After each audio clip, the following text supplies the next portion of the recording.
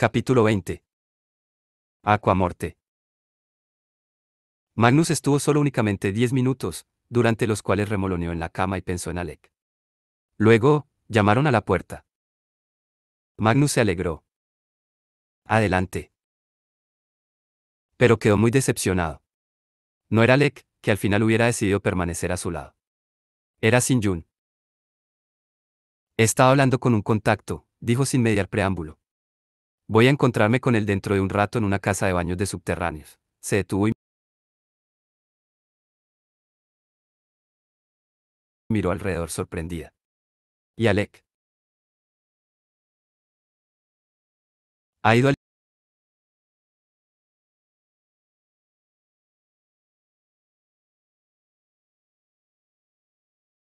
Instituto de Roma, a ver si averiguaba algo? Magnus decidió que no hacían falta más explicaciones.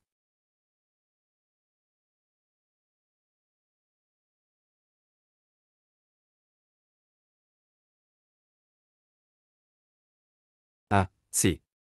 Bueno, si te aburres aquí solo, ¿puedes acompañarme a la cita en los baños romanos?, ofreció Sin-Yun.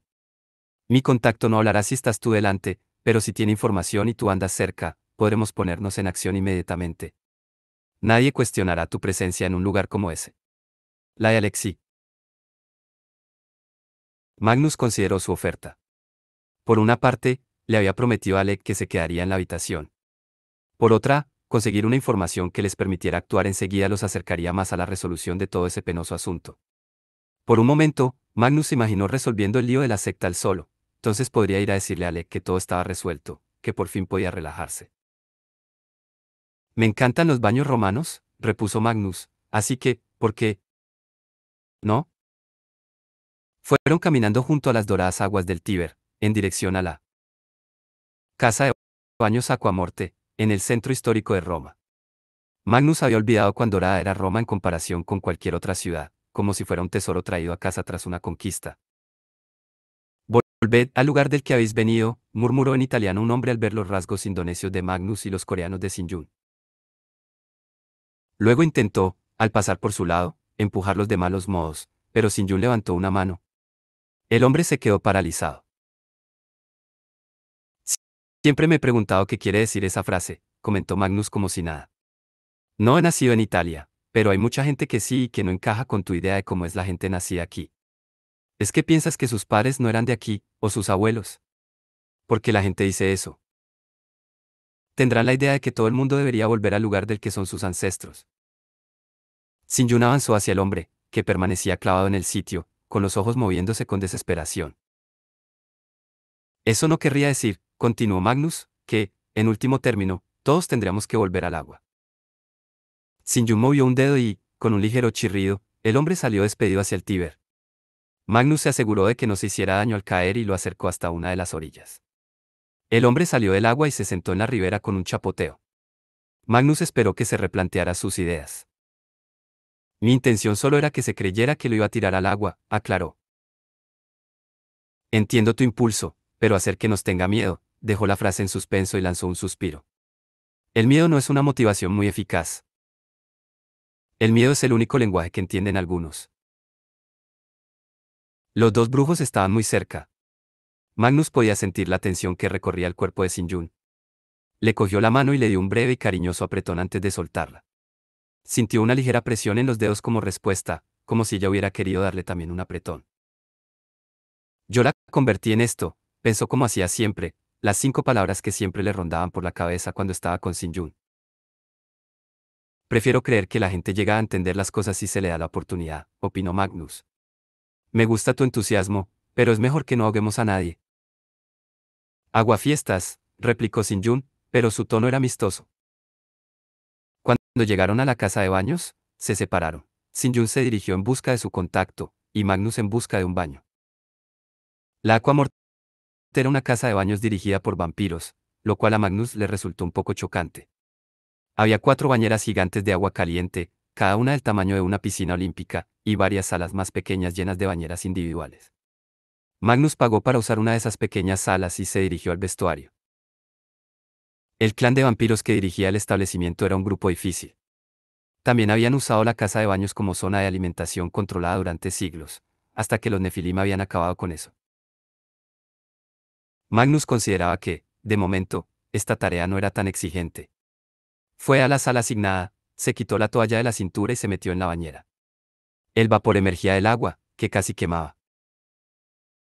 Estaba en el límite de lo tolerable, justo como a Magnus le gustaba. Se sumergió en la bañera hasta que solo le quedó la cabeza fuera del agua y dejó que el cuerpo se le aclimatara al excesivo calor, mientras sentía oleadas de dolor y placer recorrerle el cuerpo de arriba abajo. Colocó los brazos sobre los bordes y se recostó. Los antiguos romanos sabían vivir. Aún le quedaban algunos moratones y arañazos de la noche en el tren y de cuando la casa se les había caído encima. Ya casi no se notaban y solo le dolían cuando hacía ciertos movimientos. Se podría haber curado a sí mismo en cualquier momento, pero había elegido dejar que el tiempo se encargara de ello. No porque disfrutara del dolor, sino al contrario. Cuando acababa de aprender a curarse a sí mismo, había empleado enormes cantidades de tiempo y magia eliminando cualquier pequeña herida. Sin embargo, con el paso de los siglos, había aprendido que estas pequeñas heridas formaban parte de la vida. Sufrir a causa de ellas le hacía apreciar el valor de estar completo y sano. Ese instante era un ejemplo perfecto. Magnus sentía cada dolor y cada corte latir en el agua caliente de la bañera y disiparse con el vapor. Cerró los ojos y se relajó. Magnus había pagado por una sala privada, pero pasado un rato sintió una presencia que se movía cerca. Antes de que llegara a decir nada, alguien se metió en su bañera, haciendo que la plana superficie se quebrara y ondas de agua termal se desbordaran. Se le ocurrieron unas cuantas palabras insultantes y abrió los ojos, listo para decirlas. Pero se sorprendió al encontrarse a Sin-Yun, envuelta en una toalla, sentada en el borde de la bañera. Estaba apoyada contra la pared y descansaba la cara sobre las manos. Ah, hola, dijo él. Espero que no te importe la intromisión. La verdad es que sí, pero no pasa nada. Magnus pasó una mano sobre la superficie del agua y una toalla se le materializó alrededor de la cintura. No pensó que Sin-Yun estuviera flirteando con él, y tampoco tenía ningún problema con la desnudez, pero era una situación rara.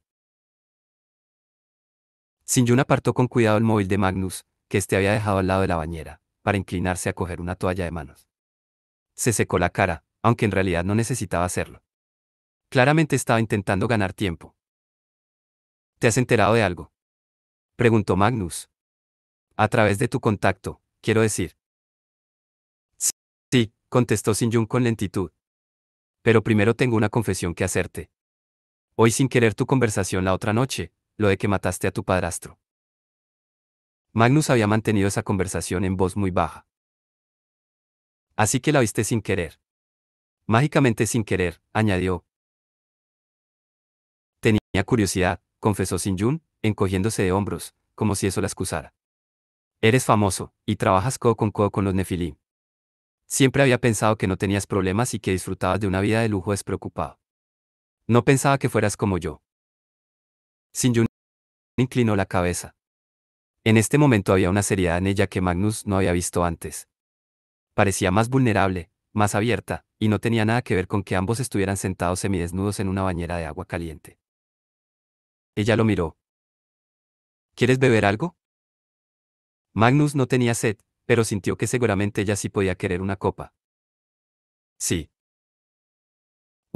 Unos segundos después, apareció una bandeja de plata con una botella de Barbera de Asti y un par de copas de balón. Sin-Yun sirvió la bebida en ambas copas y le mandó una flotando a Magnus. Brindaron. Sin-Yun se estaba esforzando por encontrar las palabras adecuadas.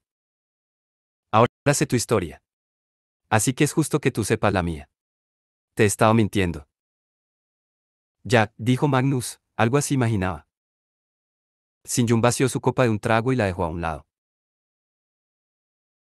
Cuando se manifestó mi marca demoníaca, no es cierto que mi prometido me siguiera amando a pesar de todo. Mi familia me rechazó, todo el pueblo lo hizo, y él también.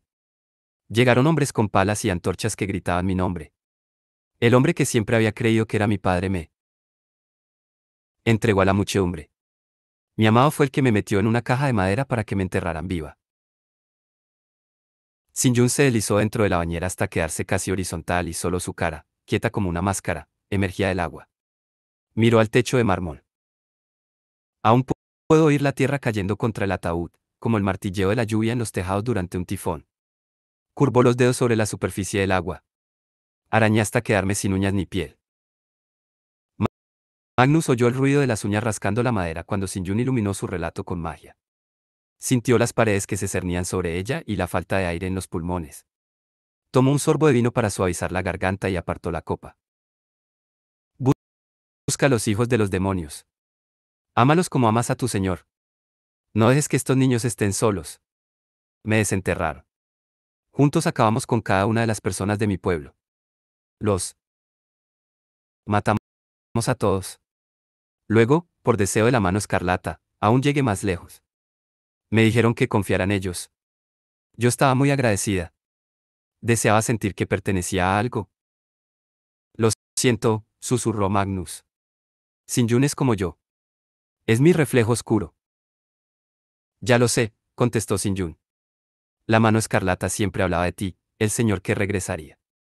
Decían que, cuando llegara ese momento, debíamos hacerte sentir orgulloso. Solía desear tu regreso. Quería que fueras mi familia. Lo habría sido, contestó Magnus. Pero no recordaba la secta. No sabía nada de ti. Si lo hubiera sabido, habría acudido. Te creo, afirmó Sinjun. Confío en ti. Durante toda mi vida me enseñaron a confiar en ti. Magnus cogió su copa. Te prometo que haré todo lo necesario para ayudarte y que todo esto acabe. Gracias, respondió ella con sencillez. Se acomodaron de nuevo en la bañera. Me he reunido con mi informante, contó Sinjun con su habitual voz pragmática. Me ha hablado de un lugar en Roma, donde se supone que se reúne la mano escarlata. Me dijo que su líder había sido visto recientemente. ¿Te dijo si era Barnabé Sale? No sabía su nombre, explicó Sinjun. Todo esto es información de segunda mano. Nadie de la secta va a hablar. No después de lo que le pasó a Morisu. Deberíamos contarle todo esto a Alec, sugirió Magnus. Podemos mandarle un mensaje de texto, propuso Sinjun, pero no desde aquí dentro, no hay cobertura. No quería contárselo antes de contártelo a ti y que tú y yo pudiéramos hablar en privado. Magnus se enfadó durante un instante, pero le pareció mezquino ponerse quisquilloso cuando Sinjun acaba de contarle que habían estado a punto de enterrarla viva. Nada mejor que el momento presente, dijo. Se levantó, agitó una mano y su toalla mojada se transformó en unos vaqueros y una camiseta azul oscuro con estrellas amarillas. Recuperó su teléfono y frunció el ceño al verlo. La pantalla parecía congelada. Sinjun lanzó su propio hechizo y su toalla empezó a reptarle por el cuerpo, secándola. Cuando acabó de hacerlo, cayó al suelo. Debajo ya estaba vestida con el mismo traje de pantalón negro que había llevado en Venecia. Se palpó la cadera y el muslo para comprobar que seguía teniendo los dos cuchillos, que se volvieron a ocultar con la misma rapidez con que los había sacado. Satisfecha, se dirigió a la puerta. Después de ti. Magnus apagó el teléfono y lo reinició. Menudo momento para que se le estropeara. Aún así, había un montón de formas de mandar un mensaje a Alec. Pronto estarían juntos de nuevo, y encontrarían y detendrían al líder de la mano escarlata. Faltaba muy poco para que todo esto acabara de una vez.